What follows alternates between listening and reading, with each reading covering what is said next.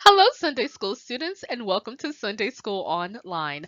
I am your teacher for this session, Deaconess Robin Miller, and I come to you by way of the Greater Bethlehem Temple Apostolic Church, located in Cincinnati, Ohio, in the community of Northside, where Bishop James Chapman is our pastor, our First Lady, Lady Robin Chapman, and where we proudly proclaim as a church family, there is a God in Bethlehem, and Jesus is his name.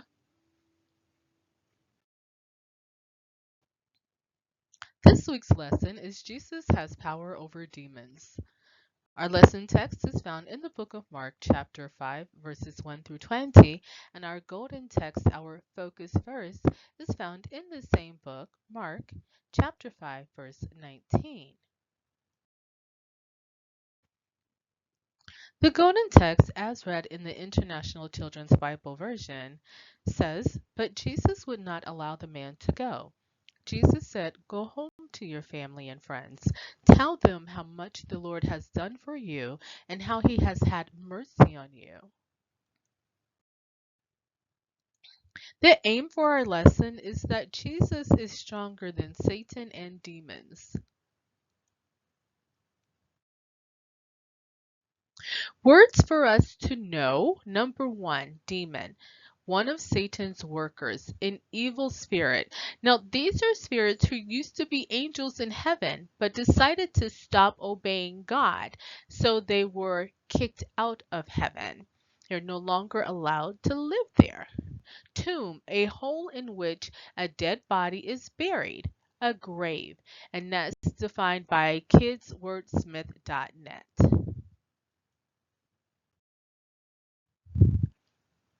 Last week, we learned about God's power over nature by looking at Jesus' authority over a bad storm. This week, we continue to learn about God's power over his creation by looking at his authority over demons.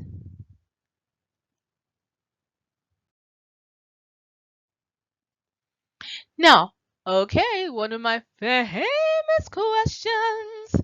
Who is the strongest person you know? Huh. So, what kind of things can that person do? Interesting. What would you do if you were the strongest person in the world? Whew, that's a lot of strength, isn't it? So I will tell you my answer to that question. I believe the people who love and raise us are some of the strongest people in the world.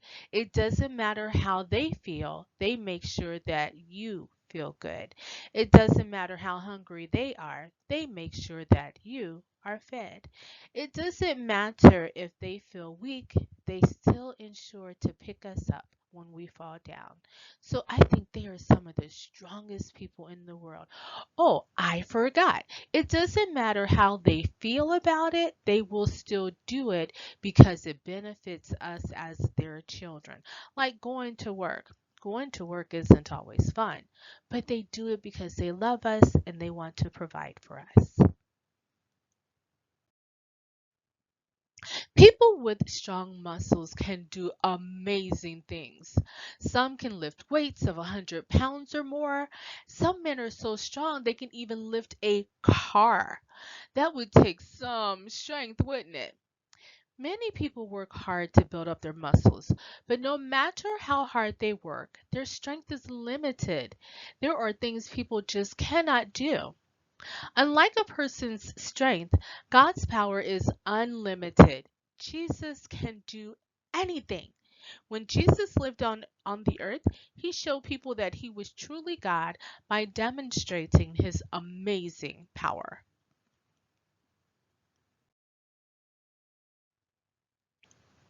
One day, Jesus and his disciples took their boat across the sea. When they got out of the boat, they saw a man who acted like a wild, untamed animal. The man did not think or act like other men. No one could talk with the man. He just yelled and screamed, crying out loudly day and night.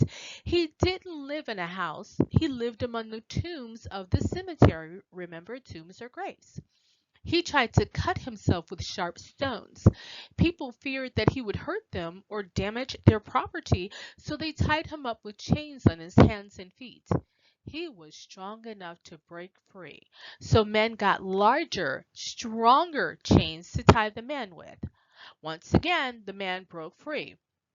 There was no chain large enough or strong enough to control the man. We might say that the man had superhuman strength, because in fact the man did not get the strength to break the metal chains by exercising his own muscles. The man got his superhuman strength from Satan and Satan's workers called demons. Satan was one of the most powerful angels in heaven that served God, but he sinned against God. God had him cast out of heaven by another strong angel. Satan is still powerful after being cast out of heaven, but God is far more powerful. He created Satan and heaven. When the man with strength from Satan and the demons saw Jesus, the man ran toward Jesus and then bowed down at his feet. Why? Because the demons controlling the man knew exactly who Jesus was. The demons knew that Jesus is God and that God is stronger than Satan and any of them and had authority and control over them. Come out of this man, Jesus commanded the demons. The demons feared Jesus and his great power. The demons begged Jesus not to send them out of the area. Send us into that herd of pigs, they begged. The demons cannot do anything that Jesus did not allow them to do, and they knew it was Jesus. And he gave them permission to go into the herd of pigs. When the demons entered the herd of pigs, the pigs became wild and raced over a cliff into the sea, where every one of them drowned. The people of the town ran to see what had happened. What did they see? Oh, the man who had lived like a wild animal was no longer acting that way. He sat quietly by Jesus. The man no longer needed to be held in chains. He spoke and acted like any other man.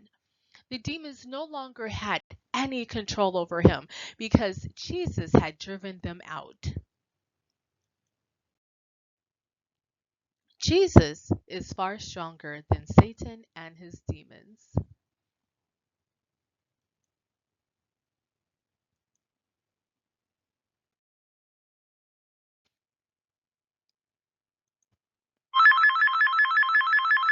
Excuse me. Hello. Excuse me. Hello. You. Excuse me. Hello. I know what that sound means, and you do too. It is time for our review. Here's the first question. Where did the man get his superhuman strength? Whoa, whoa, whoa. Of course you know that one. Let's see. From Satan and demons. Correct. Now, if you just said from demons, that's fine. Or you said evil spirits, that's what demons are, that's fine. Even if you said fallen angels, I will accept that too. Okay, next question. How did the man who had demons react when Jesus came near? Hmm. Really? Okay, let's see if that's correct. He ran toward Jesus and bowed at his feet. Woo! Okay, last question. Let's see how we do. How did Jesus help the man? Hmm. Let's see the answer. Jesus told the demons to leave him. Very nice. Now, if you said he set him free from the demons, I will also accept that too. Very good, class. Thank you for your participation. Join me next week when our topic will be Who is like God? Our lesson text will be from the book of Isaiah, chapter 40, verses 12 through 17. Our golden text will be found in the same book, the book of Isaiah, chapter 40, verse 17. And the golden text reads as annotated in the International Children's Bible Version. I'm sorry about that. Compared to the Lord, all the nations are worth nothing. To him, they are less than nothing. Wow, come back next week and we'll find out what that means. And we are looking for you in our first annual community Christmas production of The Greatest Story Ever Told.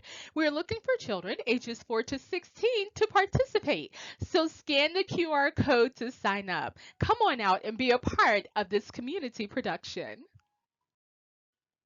And as a reminder, read through the Bible with us. We have our information on our website, and we encourage you to be word smart in 2025.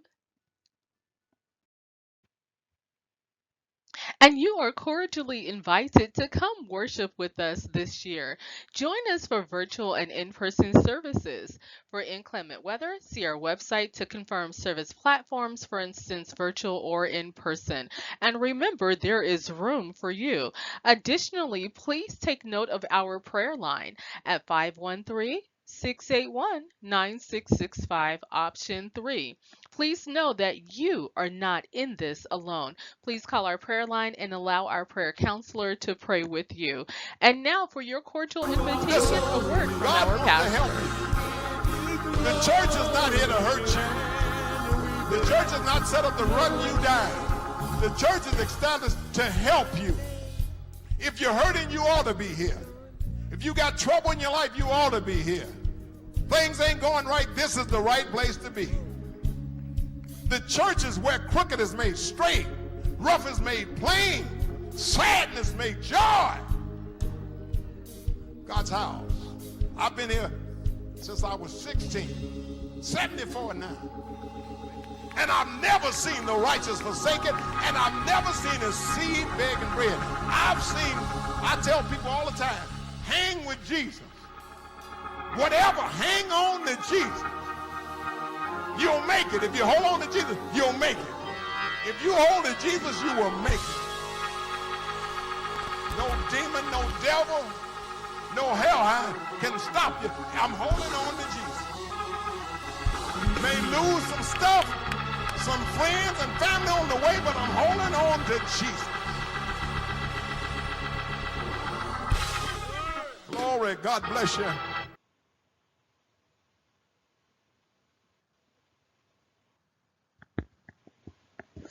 I couldn't have said it better myself. We'll see you at church. For more upcoming events, please visit our website, gbtac.org, and stay tuned for our announcements that happen and are made during our broadcasts. While you're on our GBTAC YouTube channel, please remember to like, to subscribe, hit that reminder bell so that you get additional content as it becomes available, and we thank you.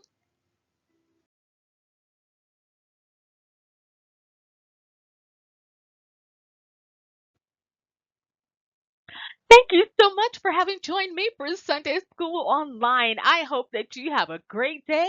And remember, come back and join me again when we will be looking into the Word of God. But remember, when you come back, don't come back alone. Bring your family, bring your friends, bring your coworkers. And I leave you with my borrowed saying from Veggie Tales: God made you special and He loves you very much.